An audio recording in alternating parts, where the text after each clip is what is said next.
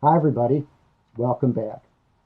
Let me conclude our discussion of the steel plant example by talking about the fourth potential solution to the uncompensated taking of the neighbor's rights to good health by the steel plant. This fourth alternative I'll refer to as social norms, and I'll describe the solution in this way. Administering any system of liability or taxation, as we've seen, is costly, it's cumbersome, it's late, and it often involves intrusions into the lives of all of the people who are party to the case. They must spend not just their time and effort, they must reveal a great deal about themselves, reveal a great deal about what's happened to them, and about the situation in which they found themselves. Wouldn't it be better, generally, to avoid all of these costs in favor of a kind of internal policing of cost imposers through social norms? That is, to produce people who don't want to seize the entitlements of others without compensation. Notice that the liability system, like the exchange system, attempts to influence the behavior of cost imposers by inflicting a particular kind of price on the activities that they undertake. So, in this view, we sort of assume that people, cost imposers, already know what they want to do, and then they're either deterred from doing it or encouraged to do it by the level of the price that they'll have to pay if they perform the cost imposition. If the price of the cost imposition is smaller than the benefits they receive, they'll impose the costs and pay for them. But if the cost imposition is worth more than that is, if the costs imposed upon the victims are greater than the benefits to the steel plant, to the cost imposer, then of his or her own volition, the cost imposer will simply not inflict the costs because the price is too high. In both cases, the cost imposer wanted the same thing, which was to impose the costs. In one case, the imposer was deterred by a high price. In the second case, the imposer might not be deterred because the price would be too low. Norms, contrarily, attempt to influence the behavior of cost imposers, not by placing a price on activities that imposers already know they want to do, but by attacking the preferences of the cost imposers directly. That is, by making or persuading the cost imposers that they get no value out of the cost imposition. They don't want to impose the costs. If they don't want to impose the costs, then they won't impose them, even if the liability price is very low, or even if it's very unlikely that they will be caught. The low price won't encourage them to commit the tort to impose the costs, because in fact their social norm, the social norm that's influenced them, has already persuaded them that they don't want to do that. Let me illustrate this point with what a great economist, George Akerlof, I'll show you his picture in a moment, has called the market for lemons. In the United States, as you can see in the picture, there are literally thousands of places where you can buy a used car. But it's always very risky to buy a used car, much riskier than buying a new car.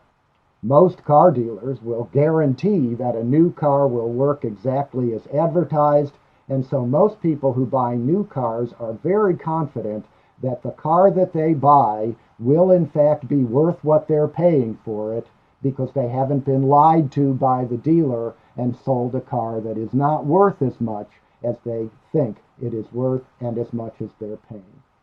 This is obviously much more difficult with used cars. Used cars have been driven around by people that the potential or prospective buyer doesn't know, and dealers try very hard to persuade potential buyers of used cars that the cars that they're buying are in terrific condition and will run beautifully. But some used cars simply don't work, and Americans call used cars that don't work lemons. And to distinguish lemons from used cars that do work, Americans sometimes call the used cars that do work as they are advertised cream puffs. So the question before the floor is, what will the market for used cars look like if some of the cars being sold are lemons and some of the cars being sold are cream puffs. Let's do another thought experiment.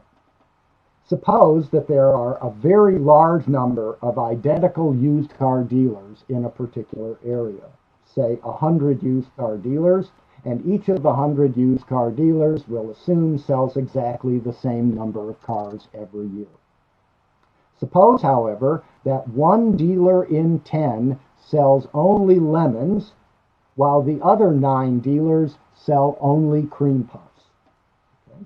That is, there are 9 dealers who will sell cars with proper advertising that are worth exactly what the sale price says that they're worth, but there's one dealer in 10 who won't do this and will sell cars that are worth much, much less than the asking price. Suppose that the asking price of all used cars is $1,000, that a cream puff is worth $1,000, but that a lemon is worth nothing. In this situation, there exists what economists call an information asymmetry. That is, all the dealers know whether they themselves are selling cream puffs or lemons. But no dealer has any way to communicate reliably to any potential buyer whether that dealer is selling a lemon or a cream puff. Why? Because, well, the dealers who are selling cream puffs will, quite honestly, tell prospective buyers that the cars that they're selling for $1,000 are cream puffs and they are worth the full $1,000. But the dealers who are selling lemons that are worth nothing won't tell their prospective customers that they're going to buy a lemon.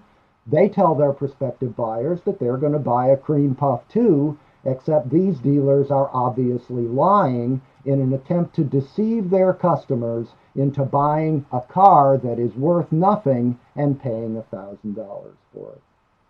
Since no buyer has any reliable way to determine whether the dealer is telling him or her the truth when the dealer says that only cream puffs are sold on our lot, then the prospective buyer must take into account the possibility that the car that the buyer buys will be a lemon and not a cream puff. If 9/10 of the cars are worth $1,000 and 1/10 of the cars are worth 0, then, just as we calculated before, the expected value of every car, cream puff or lemon, is 0.9 times $1,000. That is, the $1,000 value of a cream puff multiplied by the probability that any given car is a cream puff, and that value comes out to $900. But you'll notice that $900 is not enough to buy a cream puff.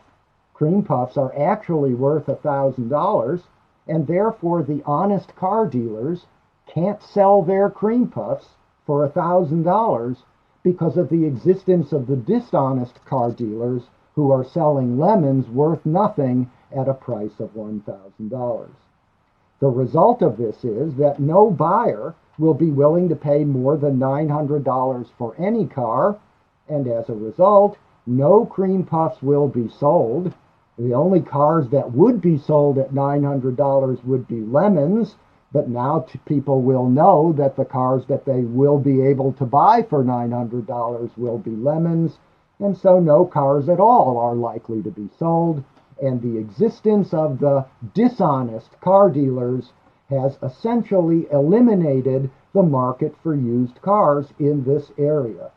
Even though buyers want cars worth $1,000 and are willing to pay $1,000 for those cars, and honest sellers want to sell them cars worth $1,000 for $1,000, the market will fail because of the dishonesty of the cheating car dealers and the information asymmetry that makes it impossible for buyers to distinguish those dealers who are selling cream puffs from those who are selling lemons.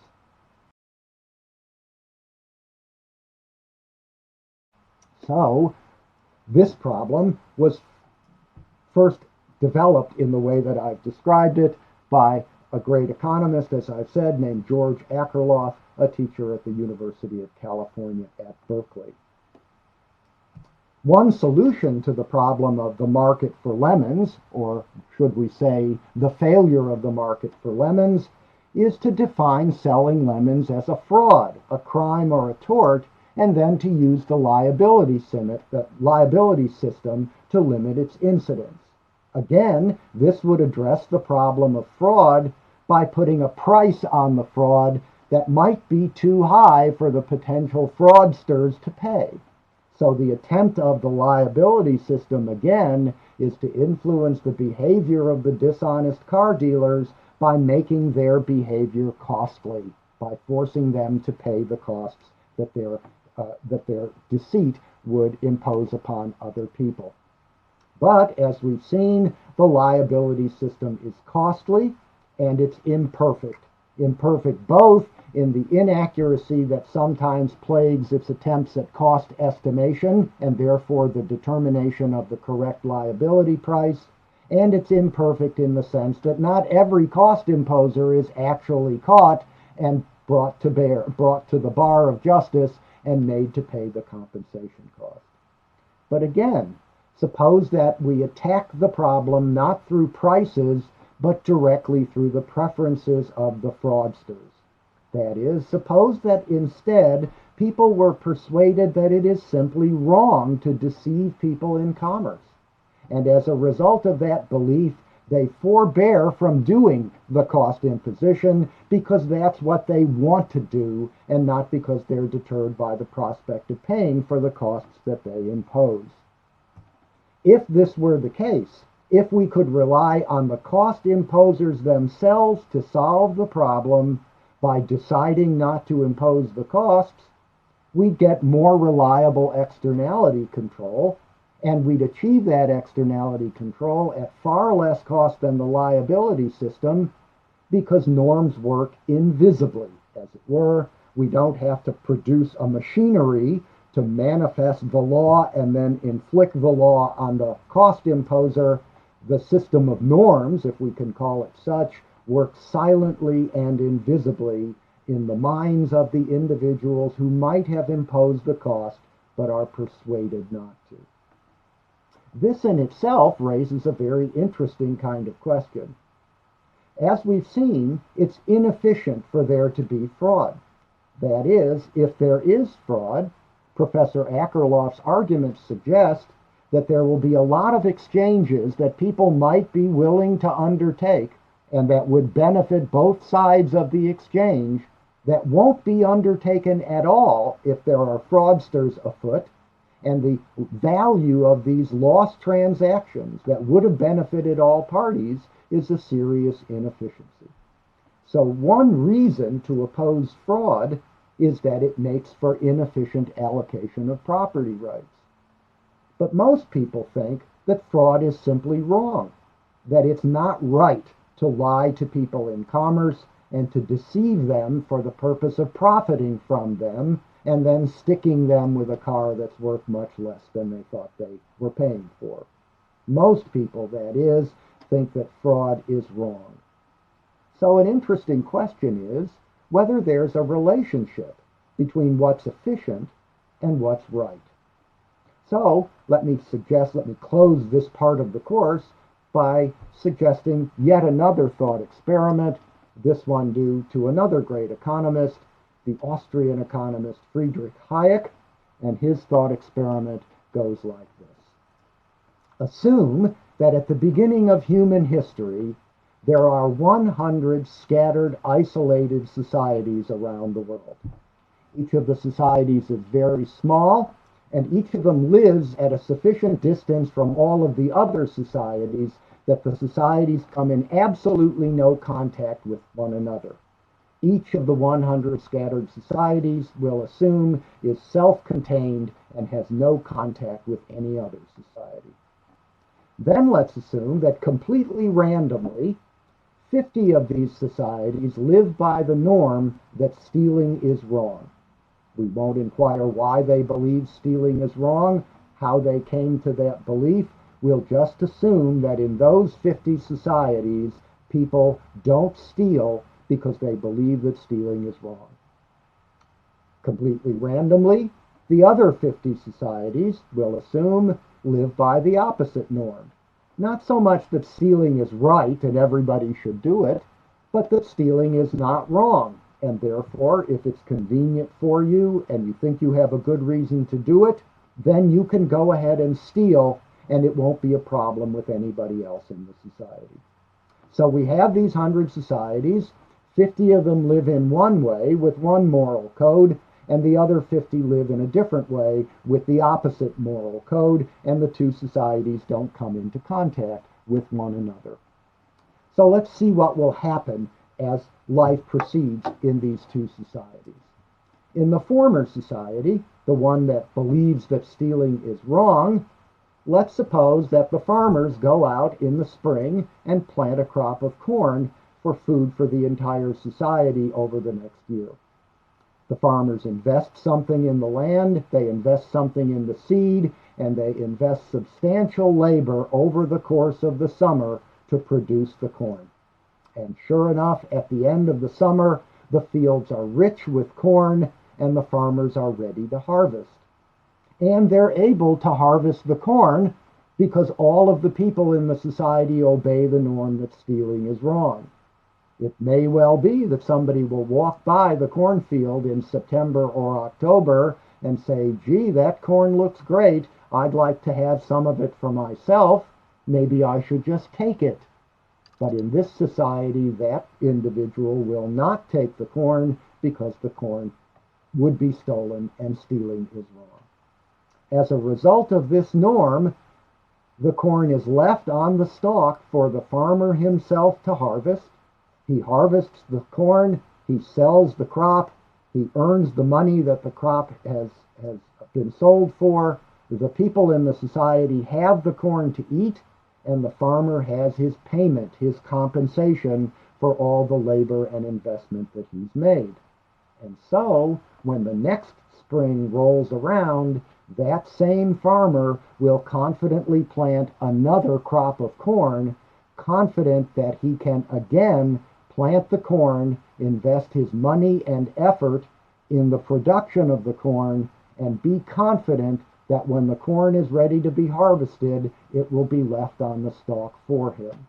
Because there's no stealing, his incentive to invest is high, and because his incentive to invest is high, the people in this society eat corn. Now consider the 50 societies that live by the norm, stealing is not wrong. Here too, the farmers in the spring begin to invest a great deal of money and a great deal of labor in the production of corn to feed their fellows in the society. They too are blessed with a good crop, and as the fall approaches, it's time for this good crop to be harvested. But in this second group of societies, people now walk past the corn and they say, just as they did in the first societies, boy, that corn looks good. I'd like to have some of it for myself. And since the norm is that stealing is not wrong, they cheerfully walk up to the stalks of corn, pick the stalks, and take the stalks of corn away. Pretty soon, all of the corn is gone, and when the farmer comes to harvest his crop, he discovers that there is no crop to harvest. Therefore, he cannot sell the crop that he has harvested because it doesn't exist. And therefore, the people won't get to eat that corn, at least from the farmer. The people who have stolen the corn will get to eat it, at least for that winter, but people who haven't stolen it won't get to eat it unless they purchase it from the others. The real problem comes next spring. Now, in these societies, the farmer remembers what happened to him the following fall. After investing all that cost and all of that labor in producing a crop of corn, the farmer has found the value of that crop to him completely destroyed because his fellow citizens are comfortable in simply stealing the corn from him before he gets a chance to harvest it. So, all of his investment of cost and labor at the end has been a waste. And so the next spring he says to himself, am I going to plant corn again? Am I going to invest in the labor, invest in the seed, invest in the land to produce a crop that's simply going to be stolen from me in the fall so I can realize no compensation for the costs that I've incurred in growing the corn? Not on your life, he says. I'll just sit back and not grow corn at all.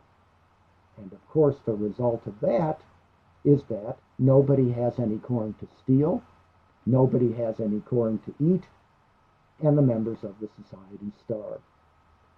After enough time, after several years of this, only the societies who don't steal are left surviving because all the people in the other societies have died of starvation. And so the only people who are left are people who think that stealing is wrong. Everyone thinks that stealing is wrong. It's a universal norm. But whether it's right or wrong, it's obviously inefficient.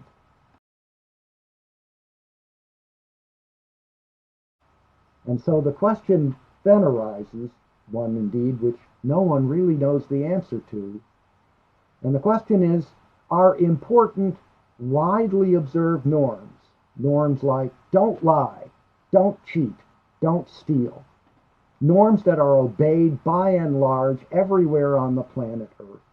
All societies, all modern societies certainly have a norm against stealing, have a norm against obvious forms of cheating, have a norm against lying. It doesn't mean that people never do these things. It's that when people do these things, they get a pang of conscience and they know that it's wrong. Again, the question is, are these important, widely observed social norms what they are because they express universal moral truths, or because, more simply, they allow the societies that observe them to prosper, where societies that don't observe them fail? We finished our discussion of externality and the steel plant, and in the lectures that follow, I'll be talking about crime as distinct from tort, and speak about the criminal justice system as a liability system. See you next time.